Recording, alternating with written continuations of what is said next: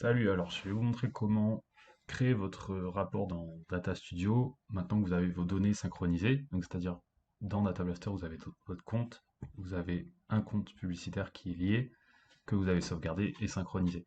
Donc si vous cliquez ici sur accéder à mon rapport Google Sheets, vous avez normalement un Google Sheets qui vous appartient avec les données en cours, les données historiques sur là les 12 derniers mois, là les données au jour le jour, enfin voilà, là c'est un exemple, mais vous devez avoir un Google Sheets de ce type-là avec vos données.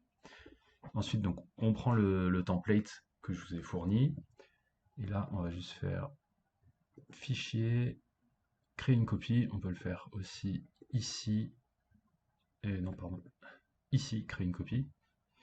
Le mieux, c'est d'être dans le même compte Google que le Google Sheets. C'est le plus facile. On n'est pas obligé, mais c'est plus simple pour récupérer les données du Google Sheets. Donc faites peut-être attention à ça.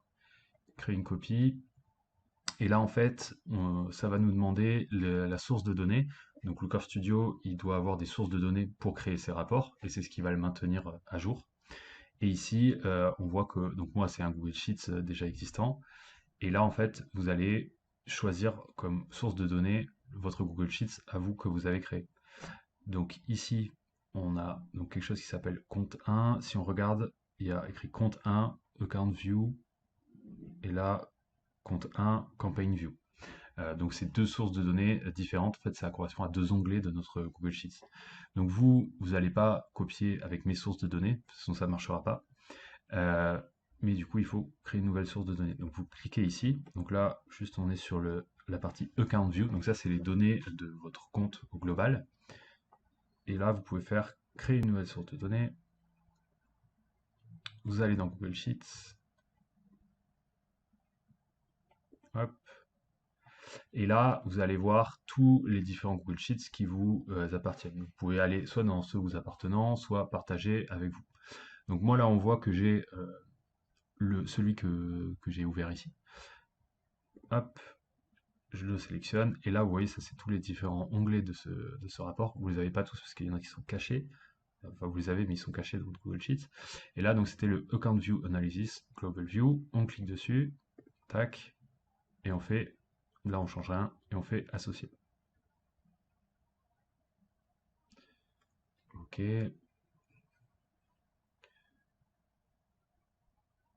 Ok, là il y a tous les différents indicateurs qu'on est en train d'importer. Là, vous n'avez pas besoin de toucher quoi que ce soit, ou si vous voulez faire des modifs, vous pourrez le faire plus tard. Ok. Là, il me le montre pas, mais il a bien pris en compte. Faire attention, ça c'est Looker, l'affichage est pas dingue sur ça, mais en tout cas, ça l'a bien pris en compte. Et donc maintenant, on va juste le faire sur le deuxième. Donc là, on voit, c'est la partie Campaign View Analysis. Donc ça, c'est pour avoir les données de vos campagnes. On crée encore une source de données, on refait Google Sheets. Hop, on reprend notre même Google Sheets où on a nos données. Et donc là, c'est le Campaign View Analysis Global View. On clique dessus, pareil là on change rien, associé. Hop, et là, on aura associé nos deux sources de données. Donc là, pareil, les indicateurs, on n'a pas besoin d'y toucher. OK. Et là, on peut copier le rapport. Donc là, en fait, on a copié le rapport en prenant en compte les données de notre Google Sheets, enfin, de celui qui vous appartient et celui où vous voulez avoir les données synchronisées et toujours à jour. Donc là, il est en train de le copier. Normalement, ça prend pas plus de 30 secondes. Voilà. Donc là, on a. Hop, voilà. Donc là, en fait, on a les données en fait qui ont été prises de notre Google Sheets. Donc ça, l'autre c'était un compte, ça c'est un compte plutôt e-commerce. Et là, c'est pas du tout le cas. Donc c'est pour ça qu'il n'y a pas d'achat, etc.